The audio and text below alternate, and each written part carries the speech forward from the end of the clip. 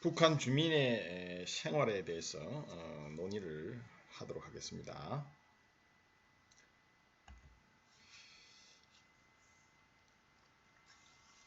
자, 우리가 한 사회에서 살아가는 개인의 그 생각과 행위는 그 사회의 정치, 경제 구조, 또 지배적인 이데올로기 등에 지속적으로 영향을 받을 수밖에 없는 것이죠. 따라서 이 북한 주민 생활을 제대로 우리가 이해를 하고자 하려면 북한 사회의 정치, 경제, 이데올로기적 특징과 변화에 대한 이해가 우선해야 하고 또 필수적이라고 할 수 있겠죠. 앞에서 우리가 논의를 했듯이 북한 사회의 경제 구조는 과거의 중앙 집권적인 계획 경제에서 지금은 계획과 시장의 공존이 뚜렷해지고 있고 또 사실상의 사유화도 확산되는 방향으로 변화해 가고 있는 추세입니다. 이에 따라서 과거 집단주의가 지배적이었던 북한 사회의 이데올로기 지형도 개인주의가 빠르게 성장하면서 집단주의와 개인주의가 공존하는 모습으로 바뀌어 가고 있는 중이죠. 자, 이런 북한에서의 변화는 당연히 북한 사회의 주민 생활에도 영향을 끼치고요. 또 북한 주민 생활뿐만 아니라 북한 주민들의 어떤 생활의 양상에도 영향을 끼치게 되겠죠. 그래서 우리가 북한의 주민들의 생활을 우선 조직 생활부터 한번 이야기를 나누어 보도록 하겠습니다.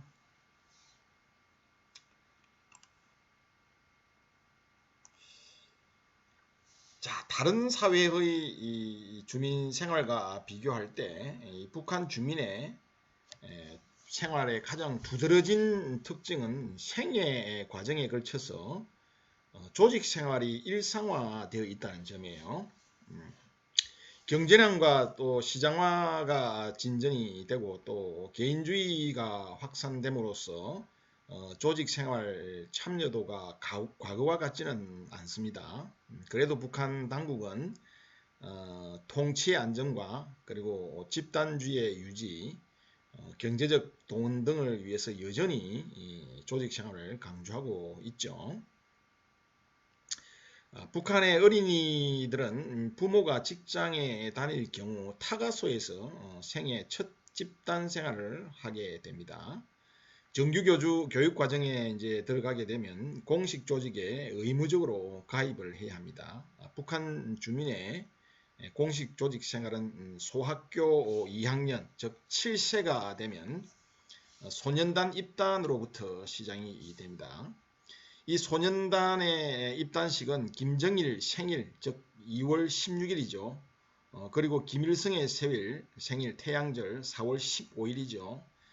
그리고 소년단 창건 기념일인 6월 6일 등 연 3회에 걸쳐서 이 소년단 입단이 시작이 됩니다.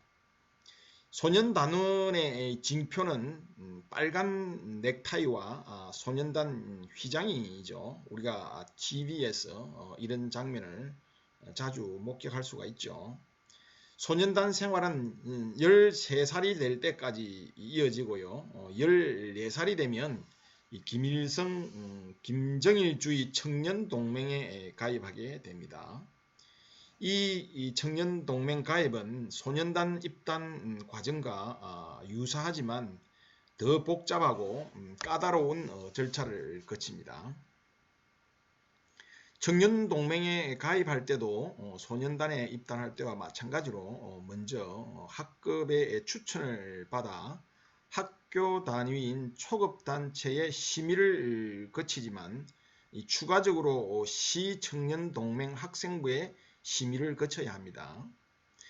최근 북한 당국은 성장하는 개인주의 그리고 청년 세대의 다양한 문화 수요 증대 같은 변화에 대응해서 청년 동맹을 중심으로 한 이런 청년 세대 조직 생활, 청년 세대에 대한 정치, 사상 교양 등을 부쩍 강조하고 있습니다. 예를 들어 조선노동당은 제7차 당대회 2016년 5월에서 9월까지 열렸죠. 5월 6일부터 5월 9일까지 3일 동안 열렸죠. 이 제7차 당대회에서 당규약을 개정을 하면서 당규약 서문에 청년운동 강화를 당과 국가의 최대의 중대사, 혁명의 전략적 요구라고 이렇게 새롭게 규정하기도 했습니다. 고급 중학교를 졸업하고 18살이 되면 조선노동당에 가입을 할 수가 있습니다. 소년당과 청년동맹이 연령에 따라 의무적으로 가입하는 조직이라면 조선노동당의 입당은 선택적입니다. 선택적이라기보다도 상당히 어떻게 보면 선발되는 개념이죠. 당성도 좋아야 하고 또 여러가지 그 조건을 갖춰야 조선노동당에 입당을 할 수가 있고요. 북한에서는 특권층에 진입하기 위해서는 이 조선노동당원이 되는 것이 필수적인 절차이죠. 자, 이 조선노동당에 입당을 하기 위해서는 1년 동안 후보당원 기간을 거쳐야 하는데요. 후보당원이 되기 위해서는 당원 2명의 입당 보증서를 제출해야 하고요. 예외적으로 큰 공을 세웠거나 또 최고 지도자의 의중에 따라 화선 입당, 곧 후보당원을 거치지 않고 바로 입당을 할 수도 있습니다. 조선노동당은 직장과 지역에 따라서 5명 내지 30명 단위로 당 세포를 구성을 하고요. 이 세포 비서 지도 아래 당원으로서 활동을 하게 되는 것이죠. 이 당 세포는 노동당의 기층 조직으로 당의 조직 생활과 정책 수행의 최소 단위라고 할 수 있습니다. 한 직장의 당원이 5명도 안 되면 별도 세포를 구성하지 않고 주변의 다른 세포에 속하게 하거나 2개 이상의 직장을 묶어서 하나의 세포를 만들기도 합니다. 자, 31살 이상 직업을 가진 노동자와 사무원들은 조선직업총동맹 구성원으로서 또 협동농장의 농민들은 조선농업근로자동맹 구성원으로서 또 전업주부 여성들은 조선사회주의 여성동맹 구성원으로서 조직생활에 의무적으로 참여하게 됩니다. 이 조직생활에 참여하는 주민들은 주별, 월별, 분기별 또는 연말에 생활총화를 하죠. 자, 이 생활총화는 주로 10명 내지 15명 정도 인원이 참가를 하고요. 조선노동당에서는 당세포, 근로단체에서는 초급단체 혹은 분조로 나누어서 실시합니다. 자, 이 생활총화라는 것은요.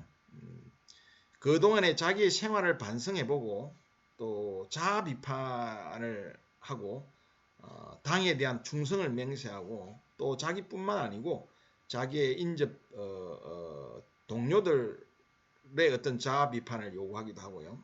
어쨌든 이 생활 총화를 통해서 결국은 자신을 더욱더 채찍질하고 또 개인을 집단에 귀속시키는 이런 어떤 정치 사상 교육의 가장 기본적인 출발점이라 할 수 있는 게 바로 이 생활 총화입니다. 자, 북한의 조직 생활은 의무적으로 가입을 하게 되는 단체가 있고 또 조선노동당 같은 경우는 선택, 즉 선발 개념에 의해서 입당을 하는 그런 개념이죠. 그래서 7살부터 소년단 가입으로부터 북한은 조직 생활이 이루어지고 그리고 직장에서는 직장별로 또 전업주부는 또 여성동맹에 의무적으로 가입을 하면서 북한 주민들은 기본적으로 조직 생활을 통해서 사회생활을 하고 있는 셈이죠. 그리고 이런 조직 생활에는 생활총화가 반드시 뒤따르고요. 그렇기 때문에 이 북한 사회에 있어서 이 조직은 개인에 앞설 수밖에 없는 그런 것이죠. 자, 다음은 우리가 북한의 의식주, 북한 주민들의 의식주 문제 심각하죠. 한번 살펴보도록 합시다.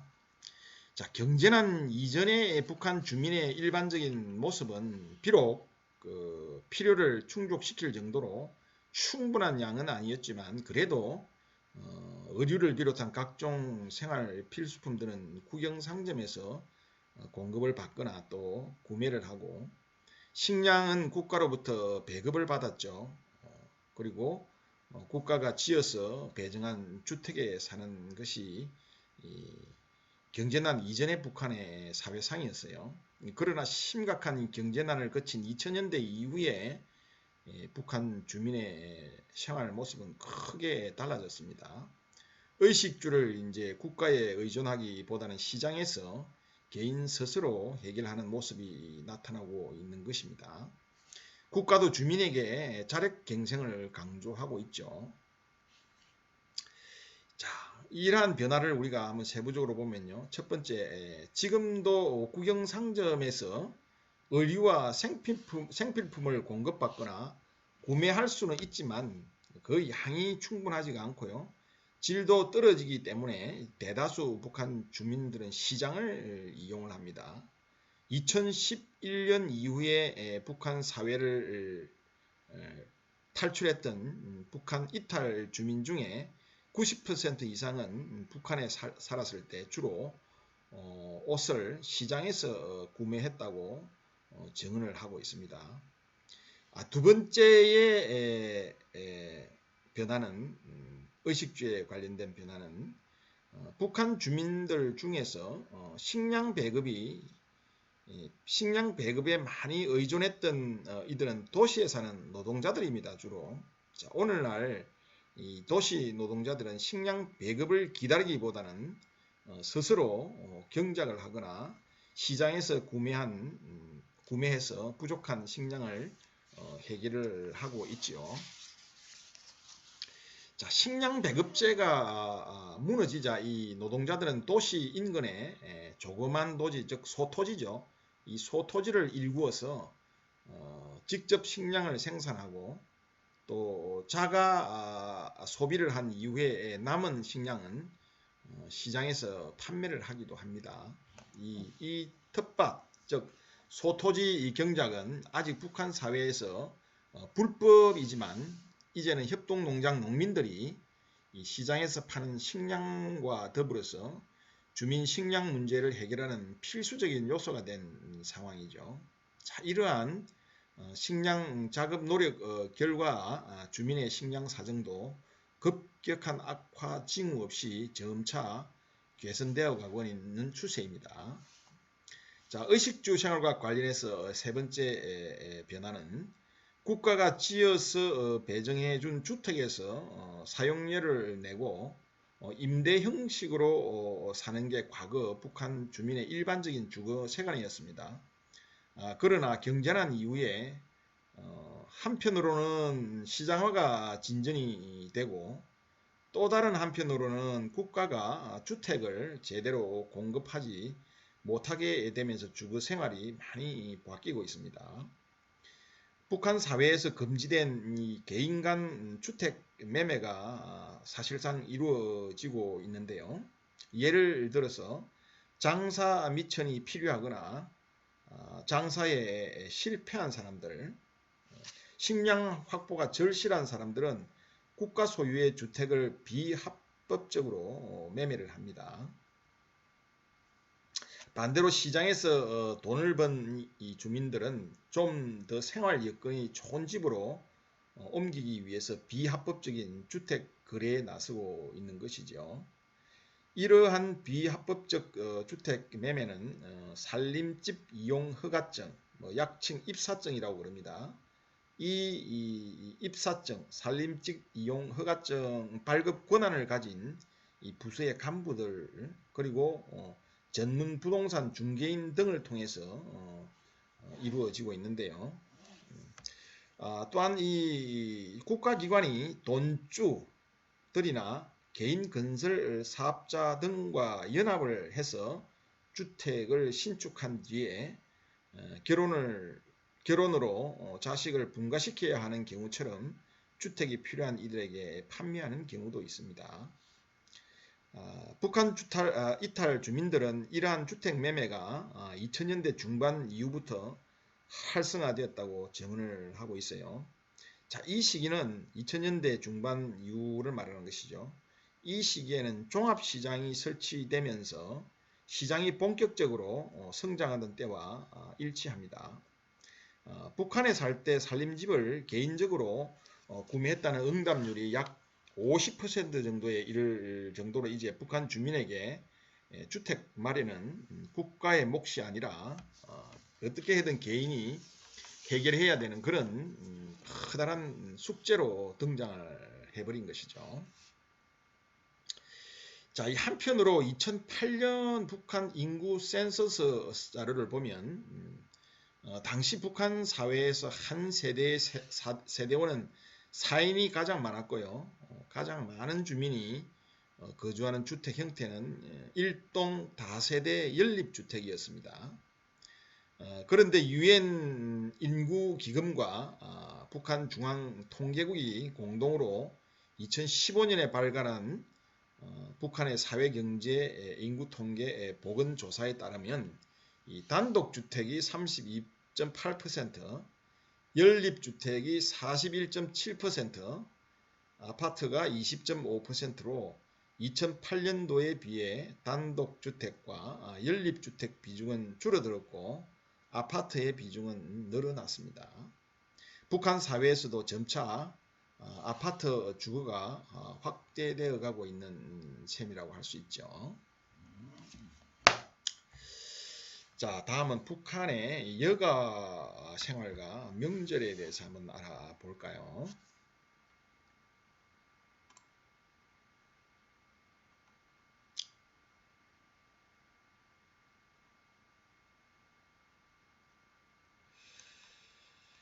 자, 북한 주민은 생산 활동은 물론 생산 외적 조직 활동에도 참여를 해야 하고요.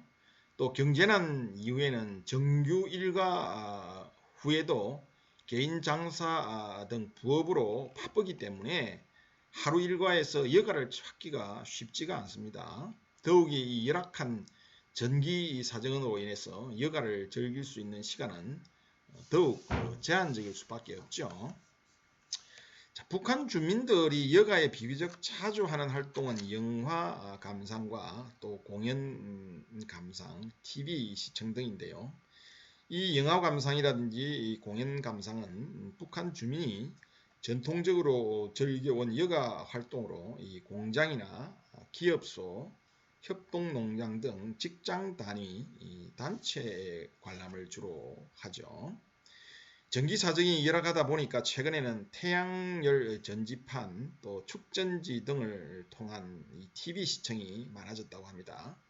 특히 시장을 통해 외부 영화나 드라마 등이 유입이 되면서 공식 채널보다 휴대용 매체를 통한 드라마 시청이 인기를 끌고 있는 것으로 알려져 있습니다. 자, 한편 이 김정은 시대에 들어서는 체육 활동이 주요 여가 활동으로 강조되고 있는데요. 북한 당국은 과거부터 체육의 대중화와 생활화를 추구해 왔었죠. 1990년대 들어서 북한 사회가 심각한 경제난에 처하면서 체육의 대중화와 생활화도 함께 어려움을 겪게 되었습니다. 당시 김정일 국방위원장이 선군 정치에 맞춰 국방체육을 중심으로 한 대중체육활동을 꾸준히 독려했지만 생활고에 맞서야 했던 주민들에게는 이 체육활동에 참가할 여력이 없었고요. 당국 역시 주민들의 생활활동에 필요한 지원을 할 처지가 아니었던 것이죠. 그런데 이 김정은 국무위원장이 집권한 2012년 이후에 이러한 상황이 조금씩 달라지고 있습니다. 북한 정부가 체육에 대한 투자를 늘리면서 체육의 대중화와 생활화에 박차를 가하고 있는 것이죠. 북한 당국은 체육의 대중화와 생활을 위해서 체육 시설을 신설을 하고요. 또 리모델링 하는 것에 주력을 하고 있습니다. 2012년 11월 평양에 인민 야외 빙상장과 대규모 롤러스케이트장을 새로 개장을 했고요. 이후에 남포시와 원산시 등 전국 곳곳에 롤러스케이트장이 만들어지면서 롤러스케이트와 인라인 스케이트가 유행을 하고 있죠. 2013년 5월에는 축구장, 농구장, 배구장, 또 롤러스케이트장을 갖춘 능라인민체육공원이 10월 달에는 대형 워터파크인 문수물 놀이장, 그리고 미림 승마구락부 등이 새로 문을 열었죠. 이러한 것들은 주로 평양을 중심으로 대도시에 주로 건설이 되었던 것입니다. 그리고 또 평양체육관, 또 능라도 5월 1일 경기장처럼 규모가 크고 상징적인 체육시설을 리모델링을 했고요. 우리 태릉 선수촌처럼 국제대회 메달의 산실이었던 평양 중거리 체육촌, 대표적인 동계 스포츠 시설인 백두산 지구 체육촌도 리모델링을 마쳤죠. 2017년에는 평양 보통강 근처에 종합체육관 한 4,300여 제곱미터 정도의 넓이라고 그럽니다. 그리고 축구장과 농구장, 배구장, 숙소 등을 갖춘 평양시 체육촌을 완공을 했습니다. 최근 체육의 대중화와 생활화 움직임과 관련해서 특히 주목되는 종목은 스키인데요. 아직 대다수 주민의 생활 수준이 스키를 대중적으로 즐길 정도는 되지 않았지만 이 스키의 대중화와 생활을 위한 인프라는 늘어나고 있습니다. 예를 들어서 2013년 12월 대규모 스키 리조트인 마식령 스키장이 개장을 했고요. 2018년 1월에는 자강도의 규모는 작지만 청소년들이 주로 활용할 강계 스키장이 문을 열었습니다. 2018년부터는 이 청소년들의 전국대회 종목에 스키가 새로 추가되기도 했습니다.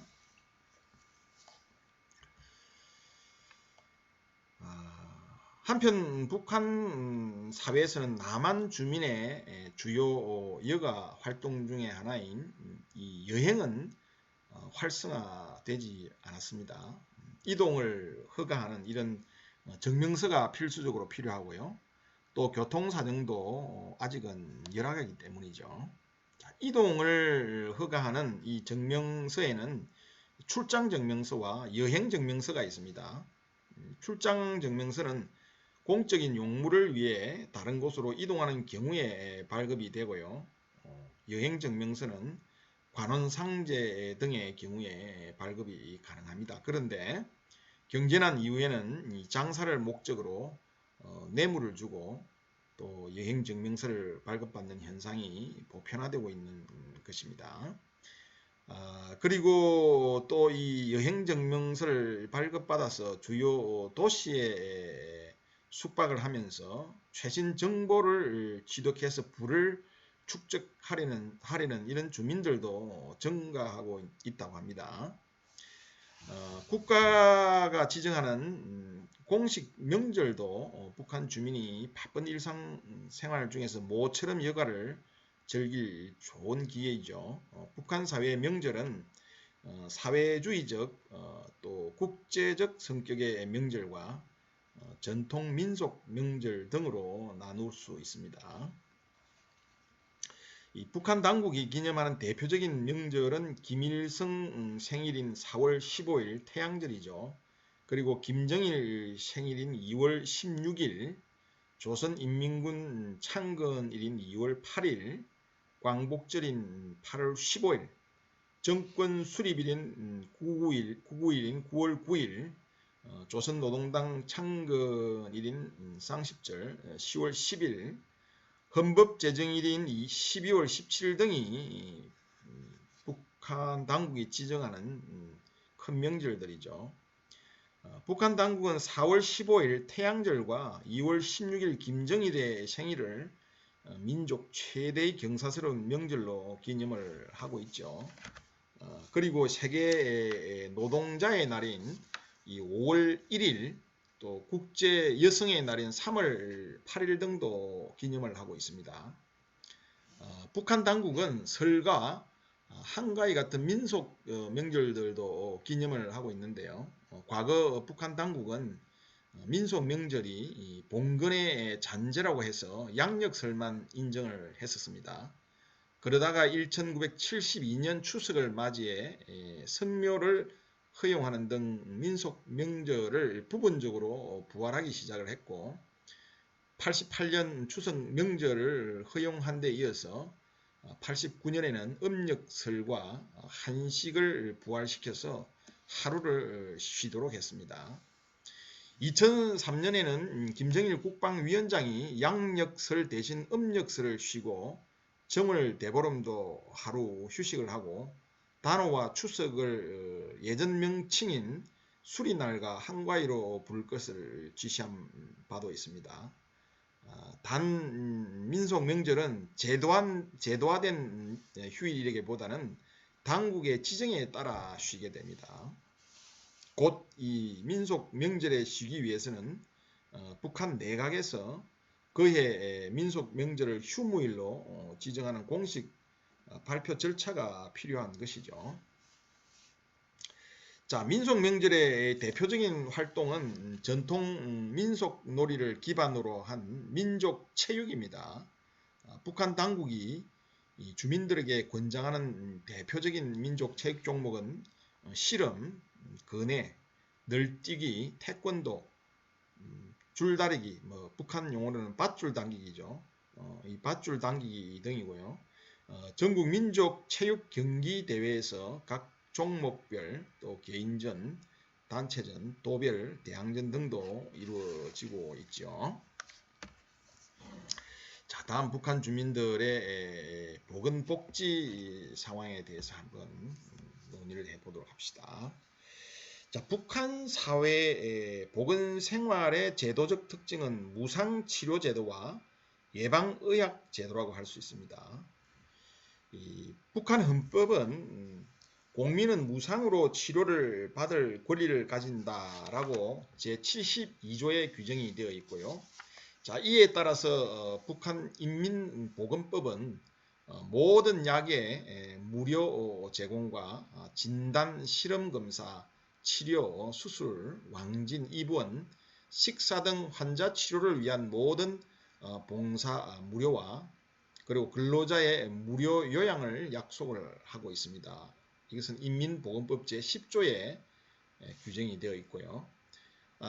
그리고 또한 같은 법에서 이 보건법에서 인민보건법에서 국가의 질병 예방 활동을 강조하고 있습니다. 제18조에 이런 조항들이 규정이 되어 있고요. 예방치료 사업을 위한 의사 담당 구역제를 도입을 했습니다. 이것도 인민보건법 28조에 명문 조항이 있죠. 이처럼 북한은 예방의학 제도를 갖추고 있습니다. 자, 그런데 경제난과 이 시장화를 거치면서 이러한 제도와 현실의 거리가 크게 벌어져 있는 것이 또 오늘날의 북한 사회의 현실이기도 합니다. 북한 이탈 주민들에 의하면 진료나 입원, 또 수술, 약품 구매 등 이런 의료 서비스를 이용하는 과정에서 국가의 무상 제공이 전혀 없는 것은 아니지만 개인 부담이 여전히 크고 또 수술이나 입원을 했을 경우에 수고비 명목으로 의료진들에게 약간의 현금을 주거나 식사를 대접하는 것도 일반화되어 있다고 합니다. 현재 북한 사회에서 가장 눈에 띄게 회복되고 있는 예방의학 관련 제도는 예방접종 분야인데요. 유니세프에 따르면 북한 예방접종률은 경제난이 한창이던 1977년 35% 수준에 불과했다가 이후 국제사회와 우리 남한의 지속적인 지원에 힘입어서 2016년 기준으로 결핵 예방 백신은 98%, B형 간염 접종은 99%, 소아마비는 99%, 디프테리아와 백일의 파상풍은 93에서 94%까지 올라갔습니다. 세계 보건기구 WHO 역시 2016년에 북한 아동 예방 접종률이 96%에서 98% 수준에 있다고 보고를 하고 있습니다. 복지의 기본인 사회보장 역시 제도적으로 갖추어져 있죠. 북한의 이 사회보장법은 나이가 많거나 병 또는 신체장애로 노동능력을 잃은 사람들, 또 돌볼 사람이 없는 노인들, 어린이 등을 사회보장 대상으로 정하고 있습니다. 사회보장법 제2조에 명시가 되어 있고요. 그리고 제19조에는 사회보장연금과 보조금을 지급하도록 명시가 되어 있습니다. 또 이 사회보장법에는 국가는 사회주의 노동법에 따라 노동자가 일정한 근속 연한을 채우면 남자는 60세, 여자는 55세 이후 퇴직을 하게 되면 연로연금을 지급해야 한다라고 이렇게 74조에 명시가 되어 있습니다. 자, 그런데 북한 이탈 주민에 따르면 이러한 사회보장제도는 재정적인 어려움 등으로 인해서 주민 생활에 큰 보탬이 되고 있지 못하다고 합니다. 산업재해의 경우 규정상 사회보장연금 혹은 보조금이 지급되는 것으로 되어 있지만 실제로는 지급되지 않거나 생활이 불가능할 정도로만 지급이 되고 있다고 합니다. 연로연금도 1970년대 경제난 이전까지는 많지는 않았지만 생활이 가능할 정도로 지급이 되었지만 경제난 이후에는 매우 적은 금액만 지급이 되고 있고 고령층의 생계 유지에 도움을 주지 못한다고 합니다. 특히 북한 사회 인구 구조의 변화에 주목해 볼 때 이 노인복지 문제는 앞으로 북한 사회의 시급한 해결 과제가 될 것으로 예상이 됩니다. 2008년 인구 센서스 결과 북한 사회 65세 이상 인구 비중은 9.0%로 고령화 사회 기준인 7.0%를 넘었었고 2014년 유엔 인구기금과 북한 중앙통계국 공동 표본조사 결과 고령 인구 비중이 10.2%로 2008년에 비해 1.2% 증가를 했습니다. 자, 합계 출산율의 하락, 기대 여명의 증가, 여명이라는 게 수명이죠. 남아있는 수명, 기대 수명 증가 등에 따라서 이 북한 사회 인구 고령화는 앞으로도 불가피한 추세이고요.